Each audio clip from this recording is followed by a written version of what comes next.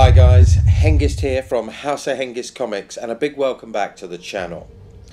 Today we're in Blitzkrieg, and this time it's episode 11, Clash of Steel, and this is a two-part episode, with this being part 1. But first, the news. And let's look at some maps and reacquaint ourselves of the tactical situation. Namur, Dinant, the Ardennes and the Dial Line are key in this episode. And as the Germans penetrate the Schuster line, and you can see they're making good progress here, the French appear to be somewhat, I suppose, lackadaisical. They're uncertain, but their cavalry elements have been ordered to move forward and support Luxembourg and basically try and engage the French. Now this map shows the BEF moving up towards Brussels, and this was part of a pre-arranged stratagem. This is all to be anchored on this dial line between Dinant, Gembloux and Wavre, and they're going to try and hold that position. So as the British move up, basically they too are a little bit somewhat concerned as well, especially when they arrive at the dial position and find that it hasn't really been that heavily fortified. Now this is rather critical, because if we look here we can see where the Maginot line stops just south of Luxembourg, and we've got very weak defences, and France's main mechanised elements will be moving into Belgium as this feint has unwound, so to speak. So the French and Allies have taken the bait. So as the British continue to move up and encamp themselves within the dial line or behind it, then bring up artillery, we're going to now look at the two first actions that we've uncovered and want to explore in this first phase of Clash of Steel.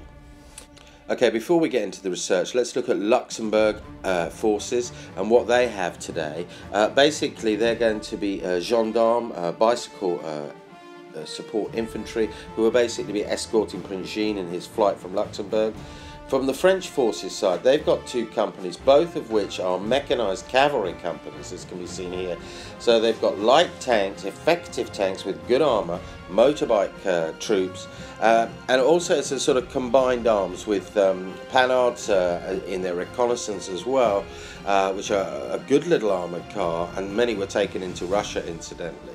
And they're going to be supported with artillery and an all-round combined arms force, so they should be quite good. Unfortunately they're somewhat hesitant of their role moving forward. The Germans however are again, it will be two sort of companies. The first will be predominantly a Kreuzschützen company, and that will be basically fighting in France and Belgium, whilst the other company really is going to be more panzer armed, and that's going to be chasing Prince Jean in Luxembourg. Both these actions Campaign Sam has put together, so we're looking forward to it. Let's get on to the research now, and today we're really going to be looking at Boullion, which is the first game. So a big part of this is exploring the terrain and the complex facets that encompass this. There's a lot of open ground, but a lot of patchwork, as we can see from these aerial photographs of fields, roads, woods and all sorts of cover, including topography and terrain elevations, and terrain elevations are very important. So here's the map for Boullion, very basic, that Sam's put together there, allowing me a little bit of license. But cover concealment are very important, and why we use a deep cover save to make it very difficult to try and take out enemy in these sort of difficult positions. And the importance of recon forces cannot be underestimated in ACHTUNG Panzer. They are critical, especially when you've got very complex sets and you have terrain and line of sight problems. So we'll start to look now at the mission and its deployment for Boullion, and I've set this up as a sort of encounter domination for terrain game. And so here's some of the set photos that we've put. This is the Belle farm, which is on top of the hill, the outskirts here of Boullion, which just a basic sort of edge table sort of stuff. The farm complex itself As you can say, we can see a lot of this type of patchwork going on, and it's very interesting in terms of the terrain, especially when you lift this onto the elevations as well. And the hilltop is critical. There are 5 objectives really, mainly the buildings, which you can see. So that stretches across the halfway line. Here's the church, that's one with the cross. And basically you get a better position really of what is called an open landscape.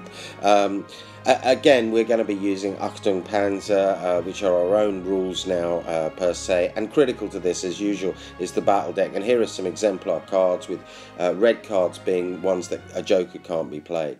So without further ado, let's get into the battle action for Boullion, and we see immediately the Kratschützen platoon move straight into Boullion and start to occupy it. We also see the Germans start to move up and try and take control. They've won the first turn and they're going to be moving to try and take that hill line, and are pressing on across the width of the table. So the French in counter have done the same. We have reserves which will be coming on as well, so that's really important, and they're using their recon tanks and their recon infantry here, moving quickly. You can see the topography and the break of slope. They've deployed their artillery, but we then get the first card, which is Führer weather. It can't be jokered, and it gives the Germans a massive advantage, and they move literally, spring up onto the top, through those ploughed fields, up onto the apex, supported by 3 Panzer IVs. This gives them real domination already over the terrain, and we can see that the tanks and the artillery all ready to fire as the Kratschützen move straight into the buildings surrounding the church and the cross. The French artillery is to play a very good role today, and the French commanders open fire immediately and get a very good shot, very lucky, narrow view, and take out a Kubel Jeep. We've got also, as you can see on this position, the gun line is beginning to be formed, so it controls that sphere, and the French are very hesitant. They've moved their armour up, but they will not advance without infantry support, and they're waiting for that for the reserves. The anti-tank guns have dug in. Infantry is now supporting the anti-tank gun line, and this is a tank battle, guys, and there's a lot of infantry support around here to support the armour as it moves forward. We can see recon now moving up into the back of the Boullion farm to try and cover that with the 8 rads, and we then get German reserves, but the turns are very slow. There's very little fire taking place. It's all about manoeuvre and getting the tanks into a position where they can sort of basically penetrate. The German forces are maintaining their best shot, but also one of the things they haven't done is prevented the recon teams from starting to spot for the artillery, and they start to bring that artillery in. And so the Panzer IVs counterfire as well as a battery now, rather than as tank support, as a battery. And we can see them firing here. They managed to just sort of take out 3 men. But in counterfire from the recon directed fire, 2 precious guns are hit the Pak 36 gun line. And the French now start to mass and manoeuvre towards the farm. And here's a sit rep, so you can see the position, the blue being the French forces, roughly how this is deployed and will remain for the game.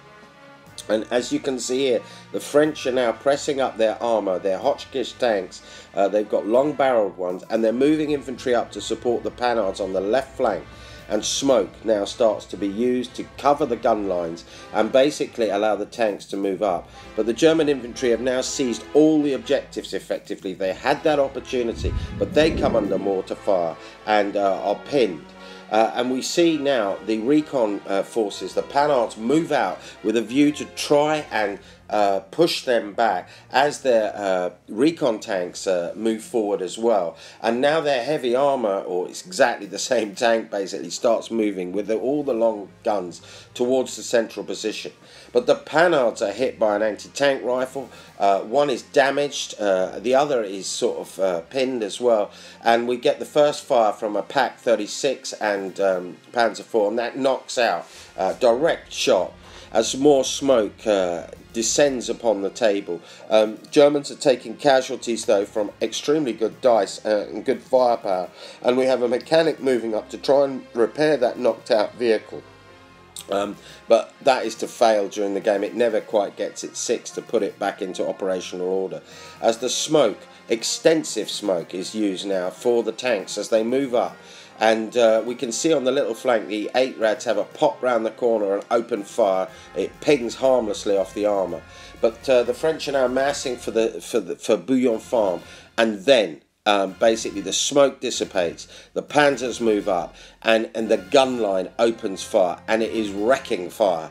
Their 2 tanks are destroyed, 1 is knocked out, and the other is basically heavily damaged. The Germans have got their little Panzer IIs and they've moved up. But what we now see is the French decide that with that they just couldn't control the ground, and they opt to withdraw, leaving 5 tanks burning. There have been very small casualties, but it's been a really great tactical game, and it was excellently played by both sides. So in postscript, what can we say?